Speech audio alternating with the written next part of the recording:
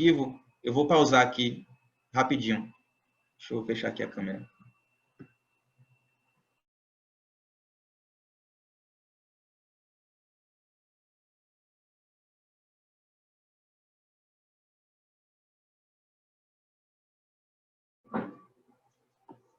Pronto.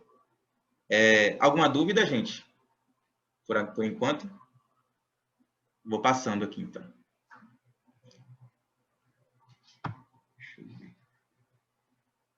E agora, como eu apresentei 7 passos para vocês fazerem o projeto de vocês, eu vou trabalhar cada passo agora. Né? No caso, o que pesquisar? Aquelas perguntas que eu fiz, eu vou responder todas elas. Então, o primeiro passo é você definir o tema. Né? O tema de uma pesquisa, ele indica a área de interesse ou assunto a ser investigado. Contudo, é necessário, para a realização de uma pesquisa, um recorte mais preciso desse assunto, segundo Dislandes, né? Então, um tema é algo mais amplo, algo mais abstrato. Por exemplo, a participação política é um tema, movimento social é um tema, direito constitucional é um tema. Então, no tema, é algo mais amplo, né? E, no caso, você deve situar, quando você for recortar o tema, por exemplo, quando você for realizar a sua pesquisa, você deve ter um recorte mais preciso do assunto. Nesse sentido, a sua pesquisa deve ser situada no tempo e no espaço, que aí nós já vamos caminhar para o problema. Então, a escolha do problema. Ao formularmos perguntas ao tema, ou seja, a pergunta ao tema da participação política, do direito constitucional, dos movimentos sociais, nós estaremos construindo a sua problematização. Então, um problema decorre, portanto, de um aprofundamento do tema. Ele sempre é individualizado e específico. Nesse sentido, você deve eleger o seu problema considerando a possibilidade concreta de realizar a pesquisa. Assim, do tema da participação política no Brasil, eu vou fazer uma pergunta ao tema, vou construir um problema, né? uma problematização. Então, a participação política dos negros durante o governo Lula e Dilma. Então, eu construí um problema. Dentro da participação política, eu tenho um público específico, que é a população negra, ao longo do governo do PT. Isso é um caso hipotético. Então, eu tenho o tempo, que é 2003 até 2016, que é durante o governo petista. Eu tenho um público específico, a participação da população negra no Brasil, e isso está dentro de um tema. Então, eu construí a sua problematização. Claro que quando você for elaborar o problema da sua pesquisa, você tem que buscar um recorte sempre específico. No caso, você vai analisar a participação dos negros no Brasil durante o governo do PT. Onde você vai pesquisar isso? Você vai pesquisar todos os coletivos brasileiros, todos os movimentos sociais brasileiros, ou você vai pesquisar apenas um movimento social, o Movimento Negro Unificado, por exemplo, em Salvador, ou em São Paulo, ou você vai analisar 3 movimentos sociais, o Movimento Negro Unificado, mais o Coletivo Enegrecer, mais a Coordenação Nacional de Entidades Negras. Logo, você tem que buscar recortes mais específicos. Eu vou trazer exemplos mais concretos na aula de amanhã, mas é importante que vocês tenham em mente que o problema de pesquisa ele é algo sempre específico, sempre recortado, no tempo, no espaço, e você também tem que elencar, né, os critérios de inclusão, de seleção dos grupos que você pretende investigar. E aí também tem a definição da problemática do estudo. A problemática consiste em contextualizar o problema em relação a determinado campo temático de conhecimento. Então, você tem o tema, que é algo mais amplo. Deixa eu colocar aqui um laser. O tema é algo mais amplo. O problema é algo mais específico, que você deve situar no tempo e no espaço. E a problemática é, na verdade, onde você vai contextualizar o seu problema de pesquisa em relação a determinado campo temático de conhecimento. Ou seja, eu vou contextualizar a temática da participação política dos negros no Brasil na área da ciência política, na área da sociologia, na área do direito, na área da educação. Existem várias áreas que eu posso construir a minha problemática de estudo. Então, é muito importante que vocês tenham isso em mente. E como é que eu trabalho, né? Eu particularmente prefiro trabalhar sob uma perspectiva mais leve. Claro que esses conceitos são bem importantes, mas eu acredito que esses nomes, por vezes, eles podem confundir o pesquisador e enrijecer a escrita. Então, o que é que eu recomendo para vocês? Recomendo que vocês construam a sua pesquisa considerando o seu problema de pesquisa, o que você quer estudar, no caso, situando no tempo e no espaço e fazendo uma relação do seu objeto de análise, do seu problema de pesquisa com o campo que você pretende estudar. Então, eu acho que é importante vocês terem em mente essas 3 dimensões, mas cada um pode utilizar essas recomendações compreendendo as suas próprias particularidades, né?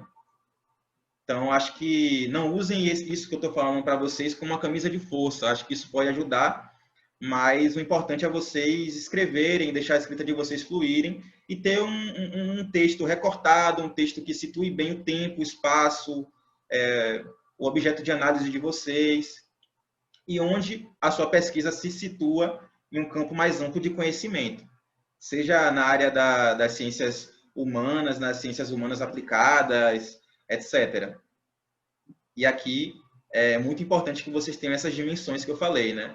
Eu estou repetindo porque é importante que vocês internalizem isso. Quem fala isso, inclusive, na Unicamp, é um professor de metodologia, que todas as turmas ele fala a mesma coisa, que é algo muito importante, que é o Valeriano. Ele fala que é importante situar a pesquisa de vocês no tempo e no espaço, porque não existe uma pesquisa que é atemporal, que está solta no tempo e que está solta no espaço. Tem que ter sempre um recorte específico. Porque na produção de conhecimento, você vai contribuir para o avanço da ciência, ainda que seja em um grão de areia do conhecimento, em um ponto muito específico. Então, é importante, né, situar o tempo de quando a quando vou pesquisar e o espaço onde vou pesquisar. No caso das pesquisas de mestrado, trazendo uma perspectiva mais empírica para vocês, uma perspectiva mais concreta, vocês têm que ter um recorte relativamente mais curto. Por exemplo, 10 anos, no máximo 20 anos, 30 anos. Pois se você vai analisar um objeto de 30 até 2020, como é que você vai fazer isso em 2 anos? No tempo de 2 anos. É impossível fazer isso. Então, você tem que ter um recorte específico, tanto na dimensão do tempo quanto do espaço. E o que vocês devem considerar antes de escolher o problema de pesquisa de vocês? Trata-se de um problema original? Sua pesquisa é original, ela vai contribuir para o avanço da ciência. Então, você tem que fazer uma revisão bibliográfica que analise quais são os temas que estão em evidência no seu campo de estudos. Por exemplo, no campo jurídico. A relação, o impacto da lei antiterrorismo na criminalização dos movimentos sociais tem sido estudado de maneira satisfatória no campo jurídico. Como é que o campo jurídico tem trabalhado esse objeto de estudo, né? Esse problema de pesquisa? Se tiver lacunas, se não tiver estudado, eu acho que é um tema interessante para que vocês possam investir e, consequentemente, contribuir para o avanço do conhecimento nessa área de estudo. O problema é relevante, ainda que seja interessante, ele é adequado para você, você vai conseguir ter motivação para construir a sua pesquisa em 2 anos, você vai conseguir executar a pesquisa satisfatoriamente. Alguém falou alguma coisa? Deixa eu ver no chat. Pronto, show. Então, você tem que considerar isso. Você tem possibilidades reais de executar esse estudo? Você dispõe de recursos financeiros para investigar esse problema? Eu vou dar um exemplo extremamente hipotético para vocês verem o quanto essa questão dos recursos é importante. Por exemplo, você quer analisar a participação dos negros no protesto do Black Lives Matter nos Estados Unidos durante a pandemia. E você quer entrevistar presencialmente lideranças do movimento. Você vai ser aprovado, vamos supor, na Universidade de Brasília, no curso de Sociologia, e você quer fazer essa entrevista presencialmente. Você vai ter grana para pagar passagem, para entrevistar essas pessoas presencialmente? Então, é um exemplo bem hipotético que eu acho muito difícil de acontecer, Mas só para ilustrar para vocês o quanto é importante pensar a dimensão do orçamento, porque o orçamento ele vai garantir que sua pesquisa seja executada no tempo estimado de um mestrado. Nenhum programa de pós-graduação quer aprovar estudantes que não consigam defender a dissertação ou a tese em tempo hábil. Claro que podem ocorrer problemas ao longo do percurso da pesquisa, que são naturais, que são inclusive legítimas, mas parte do pressuposto de que, ao ser aprovado no programa de pós-graduação, você vai dar conta de defender em tempo hábil e vai conseguir realizar a sua pesquisa satisfatoriamente. Nesse sentido, é muito importante que vocês considerem a dimensão financeira, a dimensão da possibilidade de execução real do seu estudo, a possibilidade de que vocês não vão, entre aspas, enjoar do seu estudo, e isso é muito importante. E você vai ter tempo para investigar essa questão. Existem muitos estudantes que trabalham também ao longo do mestrado. Às vezes não tem bolsa, ou ainda que tenham bolsa, eles já trabalham há muito tempo e não podem abrir mão do trabalho. Então, é muito importante que vocês considerem a dimensão pragmática do projeto de pesquisa de vocês. Vamos supor que você você trabalhe na Prefeitura de Salvador, né? E você seja aprovada para um mestrado, um doutorado em Direito. E você quer analisar algo específico do seu trabalho, no seu ofício, enquanto uma pessoa que trabalha na prefeitura. Talvez seja interessante você fazer uma pesquisa sobre algo que você já conheça, que já esteja na sua dinâmica de vida pessoal. Claro que você vai ter que ter uma justificativa acadêmica, mas isso vai ser muito importante para que vocês consigam realizar a pesquisa de vocês, né, com relação ao tempo. Ou então você trabalha numa escola e você não tem tempo para fazer uma pesquisa de campo longe da sua escola. É possível que você analise as dinâmicas pedagógicas da escola onde você trabalha? Sim, é possível. Claro que você tem que ter uma justificativa acadêmica plausível. Mas isso daqui que eu estou falando são apenas exemplos hipotéticos. Eu poderia recortar melhor esses exemplos, mas é importante que vocês tenham em mente que para realizar a pesquisa de vocês, você tem que ter tempo para realizar a pesquisa de vocês. Vou trazer um outro exemplo. Você trabalha no mandato parlamentar em Salvador e você quer fazer um projeto de pesquisa, mas você não tem muito tempo para realizar a pesquisa sobre um tema que vai demandar que você saia do seu trabalho durante muito tempo. Então, você pode analisar as dinâmicas legislativas na Câmara Municipal de Salvador. Por exemplo, o processo de aprovação da lei de cotas em Salvador, da lei municipal que garante cotas para negros nos concursos públicos municipais em Salvador. Então, você pode utilizar a rede de relações que você tem para construir o seu objeto. E isso tem que ser justificado não só no projeto, eu acho que o melhor seria numa entrevista, quando vocês tiverem seu projeto de pesquisa aprovado, na entrevista é muito importante que vocês saibam justificar bem o porquê da escolha do seu tema de pesquisa. E agora eu vou para uma parte que é muito relevante e que eu tive problemas quando eu estava escrevendo meu projeto de mestrado. Eu escrevi um projeto de mestrado muito em cima da hora, por conta dos editais, né, que saíram em cima, eu não estava acompanhando. E eu tive que tornar minha monografia um projeto em mais ou menos uma semana. E aí eu tive dúvidas sobre como elaborar hipóteses naquela época, né, da graduação para o mestrado, porque, como a Maria Clara falou, geralmente nós temos muitos problemas, os estudantes, nas disciplinas de metodologia. Eu tive problemas na disciplina de metodologia quantitativa e qualitativa. Então, é algo que a gente tem que correr atrás de uma maneira meio que autônoma, em alguns momentos. Então, eu tive que ler alguns textos, alguns artigos na internet. Gente, só vou dar uma pausadinha aqui que eu tive um probleminha aqui rapidinho. É rápido.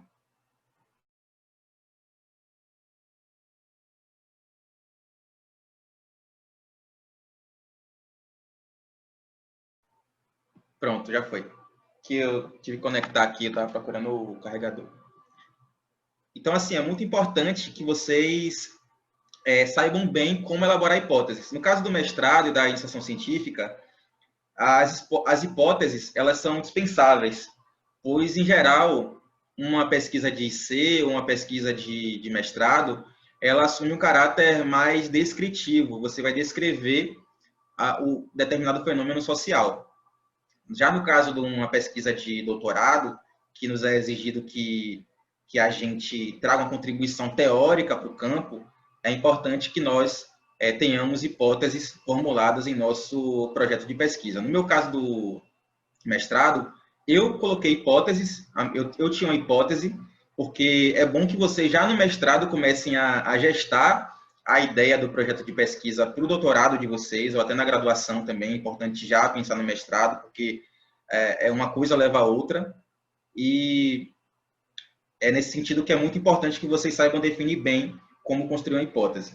E antes de mais nada, eu trago o seguinte questionamento: o que é, afinal, uma hipótese? Uma hipótese, ou as hipóteses, elas são afirmações provisórias, ou uma solução possível a respeito do tema colocado em estudo. Entretanto, as hipóteses não constituem os pressupostos de estudo, porque estes já são confirmados pela literatura, constituindo um acervo de evidências prévias sobre a questão. Logo, há uma diferença entre hipótese e pressuposto.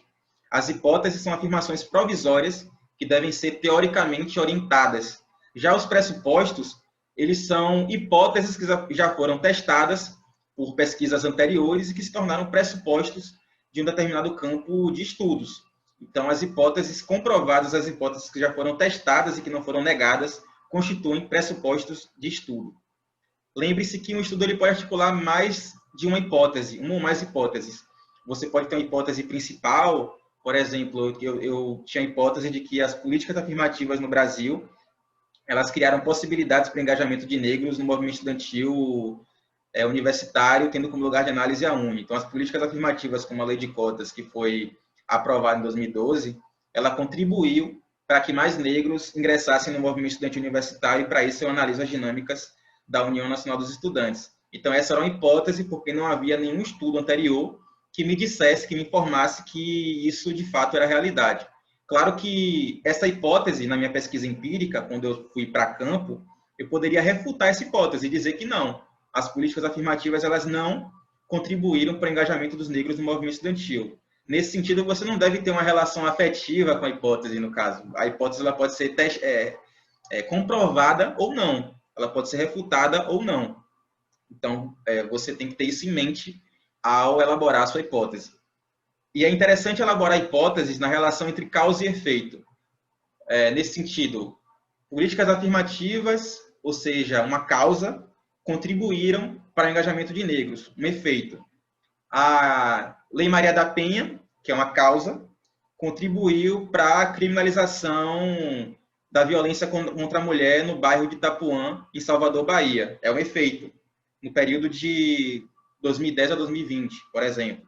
Ou a lei antiterrorismo, uma causa, contribuiu para a criminalização dos movimentos sociais no Brasil. Um efeito. Então, sempre pense em hipóteses, uma relação de causa e efeito, que é a relação da causalidade, certo?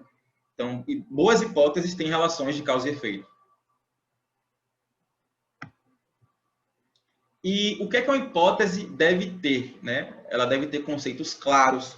Nesse sentido, como eu falo das políticas afirmativas que trouxeram oportunidades políticas, que é um conceito da literatura de movimentos sociais. Oportunidades políticas para o engajamento de negros no movimento estudantil. Então, você tem que articular conceitos nas hipóteses. Ou a lei de terrorismo contribuiu para a criminalização dos movimentos sociais no Brasil. Criminalização é um conceito. Movimentos sociais é um conceito.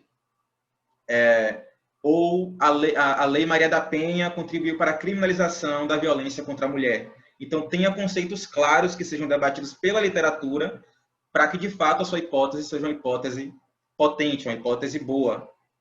Ela deve ser sempre específica. Então, não busque questões muito genéricas. Busque sempre algo específico. Uma política pública X contribuiu para um resultado Y. uma iniciativa legislativa X contribuiu para uma criminalização Y. Então, sempre ser específica. Não busque basear suas hipóteses em valores morais. Por exemplo, você vai ter a hipótese de que a lei de terrorismo ela é má, ela não é legal. Você não pode colocar isso. Má, ruim, legal. Esses termos eles não são termos adequados para a boa produção científica. Essa qualificação de bom e mal. Você vai sempre analisar de uma maneira relativamente imparcial. Eu vou dizer relativamente, pois não há uma imparcialidade absoluta. Sempre haverá uma influência subjetiva do pesquisador na produção científica, que é natural, em alguns momentos necessária, mas ao mesmo tempo você tem que explicitar o seu viés. Ou seja, se eu analiso a participação dos negros no movimento estudantil universitário, e eu fui do movimento estudantil universitário, eu vou ter que explicitar, seja no meu projeto, mas eu prefiro que seja explicitado na banca. Eu acho que no projeto, como é algo que as pessoas não vão ter ciência de quem você é, eles vão analisar seu projeto de forma anônima. Eu acho que na entrevista é legal você falar sobre isso, para ter esse exercício de reflexividade. Não há uma produção científica neutra.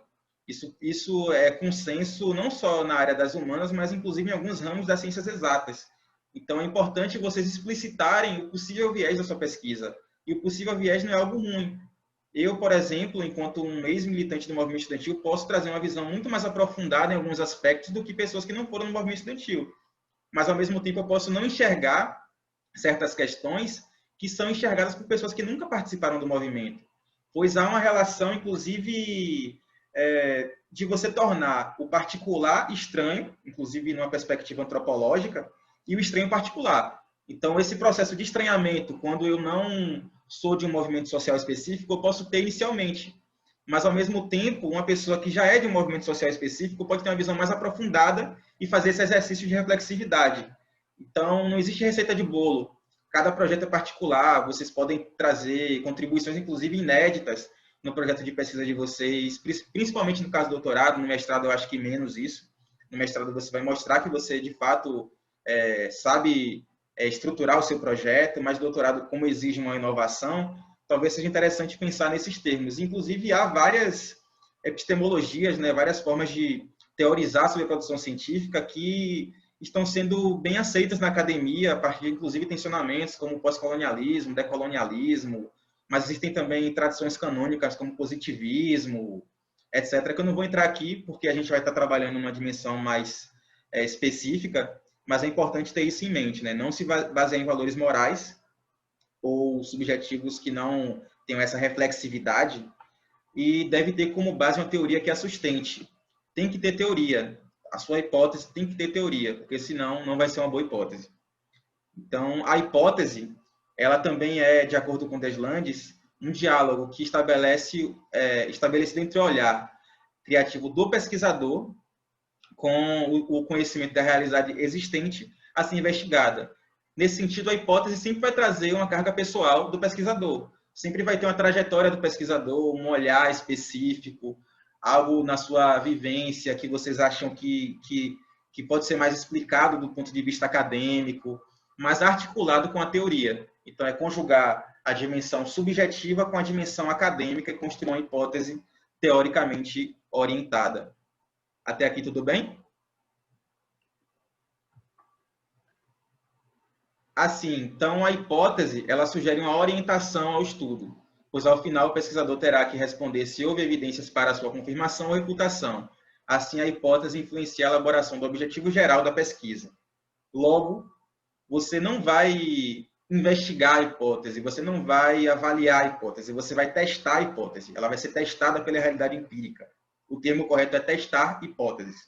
Não é analisar, avaliar, investigar, é testar. E ela vai ser refutada parcialmente ou integralmente ou endossada. É importante ressaltar que no estudo exploratório, como eu disse, não há necessidade de hipóteses. No caso de pesquisas de IC ou mestrado, é possível dispensar o uso de hipóteses. E o que é um estudo exploratório? São estudos inéditos, estudos que não foram trabalhados pela literatura.